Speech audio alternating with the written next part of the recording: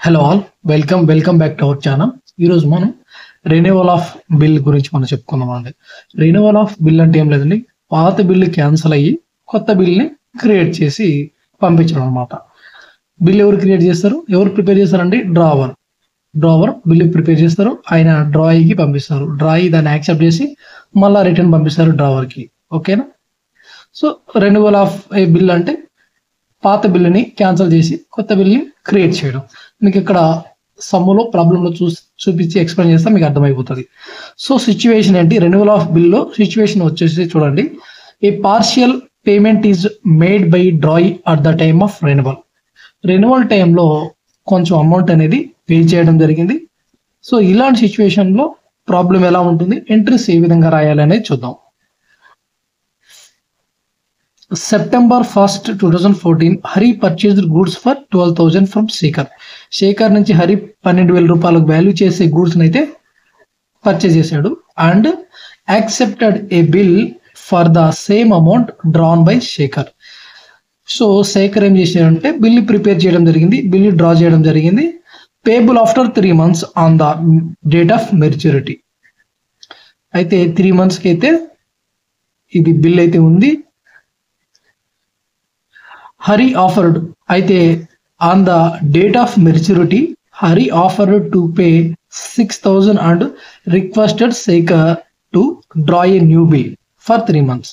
అయితే ఆయన ఒక రిక్వెస్ట్ అయితే చేసుకున్నారు, మెచ్యూరిటీ డేట్ అప్పుడు ఒక అమౌంట్ 6,000 రూపీస్ పే చేసి రిక్వెస్ట్ చేసుకున్నాడు, మిగతా అమౌంట్కి నువ్వు 3 monthsకి కొత్త bill draw a new bill for 3 months for balance amount included interest at 12% per annum.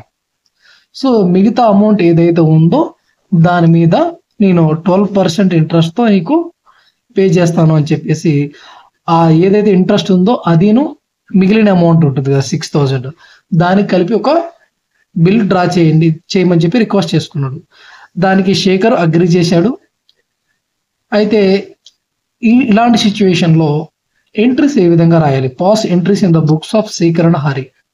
వీళ్ళ బుక్స్లో ఎంట్రీస్ ఏ విధంగా రాసుకుంటారు, ఫస్ట్ డ్రా చేసిన బిల్లు 12,000, అందులో మెచ్యూరిటీ డేట్ నాడు 6,000 పే చేయడం జరిగింది. అంటే ఆఫ్టర్ 3 months తర్వాత మళ్ళీ 3 monthsకు గడువు అడిగి 3 months టైం అడిగాడు. టైం అడిగి ఏదైతే 3 months ఉందో ఆ 3 monthsకి ఎక్స్టెండెడ్ చేశారుగా 3 monthsకు మళ్ళీ 3 months టైం అడిగారా, ఆ 3 monthsకి మిగిలిన అమౌంట్ ఎంతైతే ఉంటుందో ఆ దానికి ఇంట్రెస్ట్ అయితే తీసుకుంటారు. ఎక్స్టెండ్ చేశారు కదా 3 months డేట్, మళ్ళా 3 months టైం అయితే ఎక్స్టెండ్ చేశారు కదా, ఆ ఎక్స్టెండేషన్ టైంకి మనకు 6,000 కదా రిమైనింగ్ మిగిలింది. సో మనకు 6,000 మిగిలిపోయింది, మనకు ఎక్స్టెండ్ చేసిన టైం ఎంత 3 months, interest rate 12% per annum. So ఇప్పుడు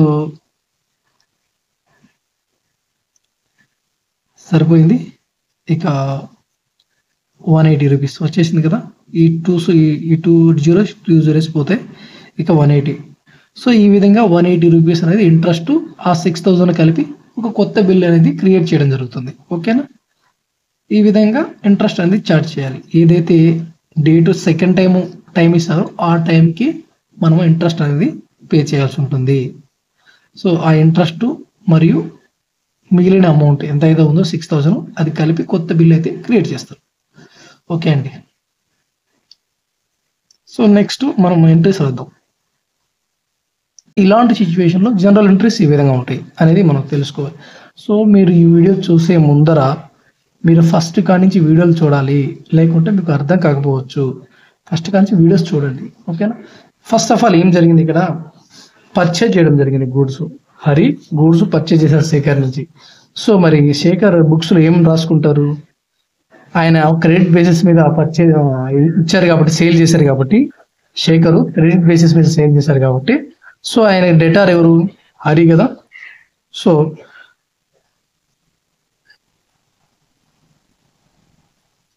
ఫస్ట్ 9/2014 హరి పర్చేజ్ చేయడం జరిగింది. మనం ఈ ఎవరి బుక్స్ లో ఎంట్రీస్ రాస్తున్నామంటే శేఖర్ బుక్స్. సో శేఖర్ శేఖర్కి హరి ఏమవుతారు, డేటార్ అవుతారు. Hari account debtor to sales అండి, సేల్స్ అకౌంట్. ఎంత అమౌంట్, 12,000. నెక్స్ట్ ఏమవుతుంది, అదే రోజున బిల్ పంపడం జరిగింది, యాక్సెప్ట్ చేయడం కూడా జరిగిపోయింది అనమాట. సో ఈయన ఏం చేస్తాడు, శేఖర్ బిల్ ప్రిపేర్ చేసి హరికి పంపిస్తాడు. హరి దాన్ని ఓకే నేను పే చేస్తాను అని చెప్పేసి యాక్సెప్ట్ చేసి మనకు తిరిగి పంపిస్తాడు. సో ఆ బిల్లు మనకి వస్తుంది కాబట్టి ఆ బిల్ను మనము bills receivable account data to ఎవరు ఇచ్చారు మనకి, హరి ఇచ్చాడు.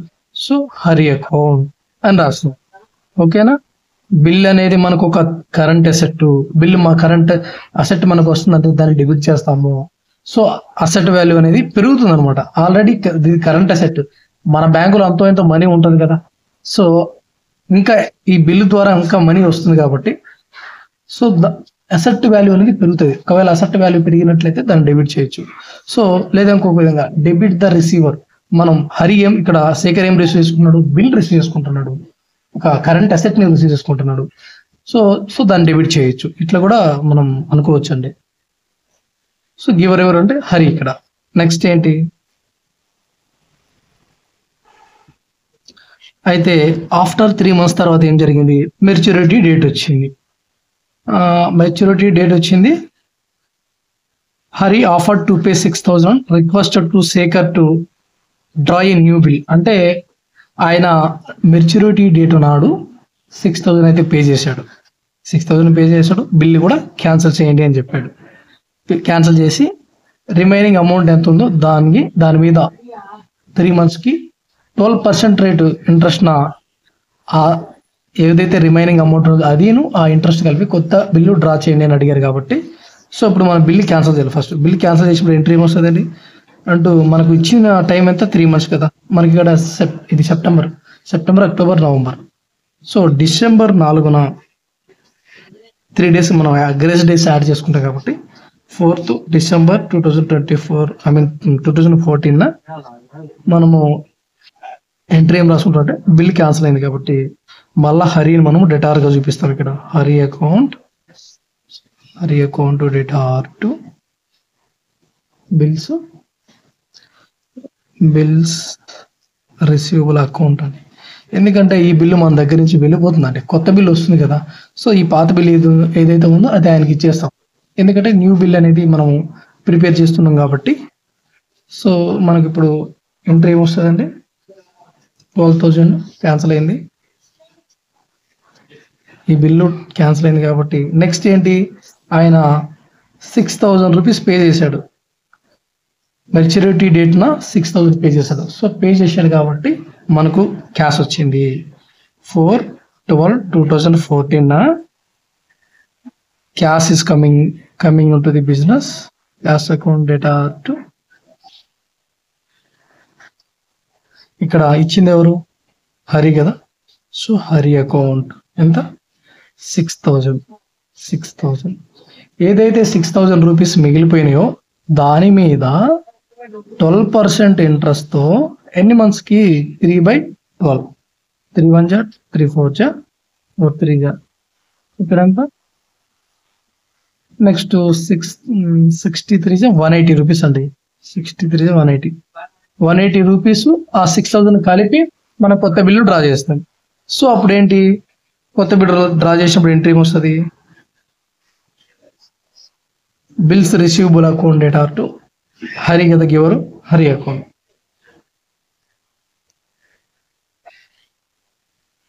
సో దీనికి మనం ఒక ఎంట్రీ కూడా రాద్దాం. ఏమని, మనకు Hari is the debtor, Hari account debtor to interest ఎంత రావాలి మనకు, ఇంట్రెస్ట్ అకౌంట్ ఎంత, 180 rupees.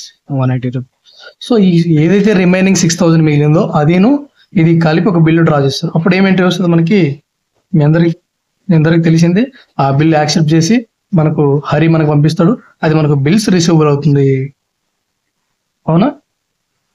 Yes, bills receivable account data to Hari account. Who is the giver, ఇక్కడ హరి ఇచ్చాడు కాబట్టి ఆయన గివర్. 6,180 రూపీస్.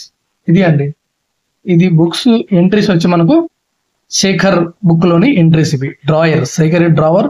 సో ఆయన బుక్స్ లో ఎంట్రీస్ ఈ విధంగా ఉంటాయి. ఓకేనా, చూడండి ఒకసారి. నెక్స్ట్ ఏంటి, మనము డ్రాయింగ్ బుక్స్ లో ఎంట్రీస్ ఏ విధంగా ఉంటాయో చూద్దాం. ఓకే, సేమ్ మీ అందరికి తెలుసు అందరికి ఆయన గూడ్స్ పర్చేజ్ చేయడం జరిగింది. సో అవన్నీ ఇప్పుడు మనం రాసుకున్నాము. డ్రాయి హరి. సో ఆయన పర్చేజ్ చేశారు కాబట్టి పర్చేజ్ అంటే మనకి ఎక్స్పెన్సెస్. మనం డ్రాయి పాయింట్ ఆఫ్ లో ఆలోచించాలి. ఇప్పుడు ఇక్కడ ఫస్ట్ 9/2014 లో పర్చేజెస్ అకౌంట్ డేటా టు ఎవరు ఇక్కడ మనకు గివర్ ఎవరు, శేఖర్. ఎంతకి 12,000 రూపీస్కి పర్చేజ్ చేయడం జరిగింది. నెక్స్ట్ ఏంటి, అదే రోజున బిల్లు యాక్సెప్ట్ చేశారు. సో యాక్సెప్ట్ చేసినప్పుడు మనము డ్రాయి బిల్ పే చేయవలసి ఉంది. ఎవరికి పే చేయాలి, ఎవరు ఆ బిల్లుని తీసుకున్నారంటే శేఖర్ ఇస్ ద రిసీవర్ కాబట్టి Shekhar account data to bills payable. మనం పే చేయవలసి ఉంది. బిల్స్ పేయబుల్ అకౌంట్ ఎంత, 12,000. సో మనకు పే చేయవలసింది మనం ఎవరికి, డ్రావర్ కి పే చేయాల్సి ఉంది. ఇక్కడ డ్రాయి పాయింట్ ఆఫ్ వ్యూలో ఆలోచించాలండి మీరు. డ్రావర్ పాయింట్ ఆఫ్ వ్యూ కాదు, డ్రాయి పాయింట్ ఆఫ్ వ్యూ ఆలోచించాలి. ఇక్కడ మీరేంటి, శేఖర్ ఇక్కడ ఎవరు, బిల్ రిసీవ్ చేసుకున్న వ్యక్తి. సో బిల్ రిసీవ్ చేసుకున్న పర్సన్ శేఖర్ కాబట్టి రిసీవర్ అయినా debit the receiver. Bills payable ఇది ఒక లైబిలిటీ. మనం బిల్ పే చేయవలసి ఉంది అంటే మనం బిల్ పే చేయవలసి ఉంది కాబట్టి ఇది లైబిలిటీ. అయితే బిల్లు క్యాన్సిల్ అవడం జరిగింది. బిల్ క్యాన్సిల్ అయినప్పుడు ఎంట్రీ ఏమొస్తుందండి, ఆపోజిట్ ఎంట్రీ, అంతే, ఇంకేం లేదు. Bills payable account data to Shekhar account అని వస్తుంది. అందరికి తెలిసిందిగా. డిసెంబర్ 2014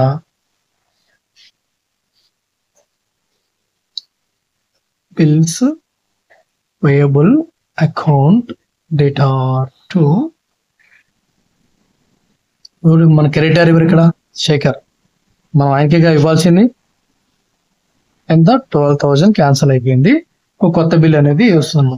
ఆయన ఎంత పే చేశారు, హరి 6,000 పే చేశారు. సో అప్పుడు ఎంట్రీ కూడా రాసుకోవాలి కదా. ఏమని రాసుకుంటాం, మనకి ఎవరికి పే చేసామంటే మనం, ఎవరు రిసీవర్ ఇక్కడ, Shekhar.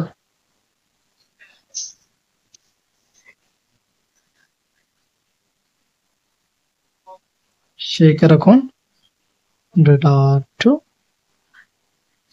Cash going out, cash account ఎంత, 6,000. ఓకేనా. నెక్స్ట్ ఏంటి, 6,000 పే చేశారు. సో రిమైనింగ్ 6,000 మీద ఇంట్రెస్ట్ యాడ్ చేసి కొత్త బిల్ క్రియేట్ చేయడం జరిగింది. సో అప్పుడు ఇంట్రెస్ట్ ఎంత పడింది ఏంటి, అది కూడా ఒక ఎంట్రీ రాద్దాం. 4/12/2014 లో ఇంట్రెస్ట్ ఇంకా ఎక్స్పెన్సెస్ అవుతుంది. ఇంట్రెస్ట్ అకౌంట్ డేటా టు ఎవరికి ఇవ్వాలి మనం, Shekhar. Shekhar is the creditor. Shekhar account ఎంత, 180 రూపీస్. మనం ఆల్రెడీ మనం డ్రావర్ అకౌంట్ ప్రిపేర్ చేసాం కాబట్టి నెక్స్ట్ ఏంటి, నెక్స్ట్ ఈ 6,000 ఈ 180 కలిపి ఒక బిల్ డ్రా చేస్తాం. ఆ బిల్ ని యాక్సెప్ట్ చేయడం కూడా జరిగింది. అప్పుడు ఎంట్రీస్ ఏ విధంగా ఉంటాయి,